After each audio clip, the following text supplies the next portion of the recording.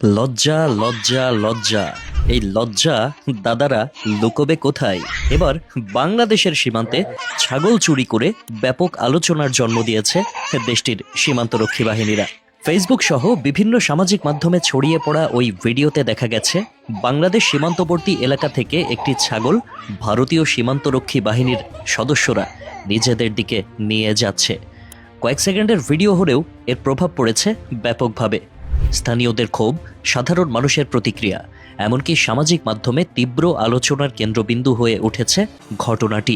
Viral হওয়া ভিডিওতে দেখা যায় সীমান্তের শূন্য রেখার খুব কাছে দাঁড়িয়ে কয়েকজন স্থানীয় যুবক দৃশ্যটি ধারণ করছেন। ক্যামেরার পেছন থেকে তারা বলছেন, আমাদের ছাগলটা এভাবে নিয়ে যাচ্ছ। চারপাশ অন্ধকার, ফুটেজ ঝাপসা, তবু স্পষ্ট দেখা যায় ছাগলটিকে টেনে নিয়ে যাচ্ছে অপর পাশের দিকে।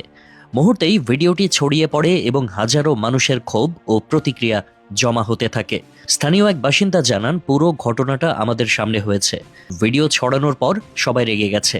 সীমান্তে এমন ঘটনা মাঝে মধ্যেই ঘটে, কিন্তু এবারেরটা খোলাখুলিভাবে ভিডিওতে ধরা পড়েছে। তার ভাষ্য, অতীতে কুকুর, হাঁস, মুরগি বা গরু নিয়ে যাওয়ার অভিযোগও উঠেছিল। বাংলাদেশি সীমান্তবাসীদের দীর্ঘদিনের অভিযোগ, এ ধরনের ছোটখাটো পশু ধরে নিয়ে যাওয়া বিএসএফ সদস্যদের একটি পরিচিত আচরণে পরিণত হয়েছে।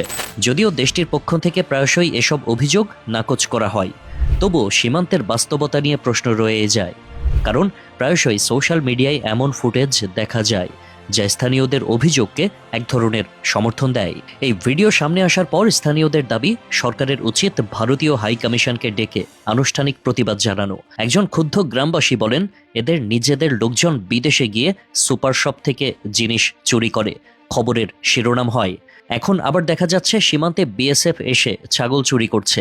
বিশেষজ্ঞরা মনে করেন, দুই দেশের সীমান্তে প্রচলিত উত্তেজনা, নজরদারি এবং আইনশৃঙ্খলা পরিস্থিতির জটিলতার মধ্যেই এমন বিচ্ছিন্ন ঘটনা ঘটতে পারে। তবে এটি ছোট মনে হলেও এর মানসিক ও সামাজিক প্রভাব বড়।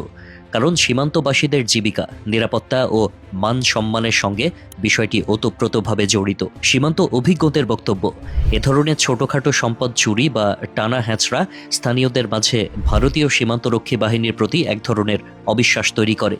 ফলে সীমান্ত ব্যবস্থাপনায় যে পারস্পরিক আস্থার প্রয়োজন তা ক্ষুণ্ণ হয়। অনেকে মনে করেন, এমন ঘটনায় কঠোর নজরদারি ও পরিষ্কার তদন্ত জরুরি। এদিকে সামাজিক মাধ্যমে অনেকে প্রশ্ন তুলেছেন, একটি সার্বভৌম দেশের সীমান্তে অন্য দেশের নিরাপত্তা বাহিনী কিভাবে কারো সম্পদ এভাবে নিয়ে যেতে পারে? তারা বলেন, ছোট ঘটনা হলেও এটি আন্তর্জাতিক সীমান্ত আচরণের পরিপন্থী। সবশেষে স্থানীয়দের দাবি, এই ঘটনার দ্রুত তদন্ত ও ভবিষ্যতে এমন আচরণ বন্ধে দৃশ্যমান উদ্যোগ প্রয়োজন। কারণ সীমান্তে মানুষের সবচেয়ে বড় চাওয়া নিরাপত্তা, আর সেই নিরাপত্তা যখন প্রশ্নবিদ্ধ হয় তখন ক্ষোভ জমাট বাঁধে। সীমান্তের মানুষের দৈনন্দিন জীবনের পশু, জমি, চলাচল সবই গুরুত্বপূর্ণ সম্পদ।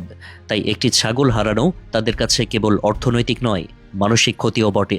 আর সেই ক্ষত যখন প্রতিবেশী দেশের সীমান্তরক্ষী বাহিনীর হাতে ঘটে, তখন তা স্বাভাবিকভাবে বড় আলোচনার জন্ম দেয়। সীমান্তে শান্তিপূর্ণ সহাবস্থান ও পারস্পরিক সম্মান রক্ষায় এমন বিতর্কিত ঘটনার দ্রুত সমাধান এখন জরুরি হয়ে পড়েছে। আল্লাহ হাফেজ।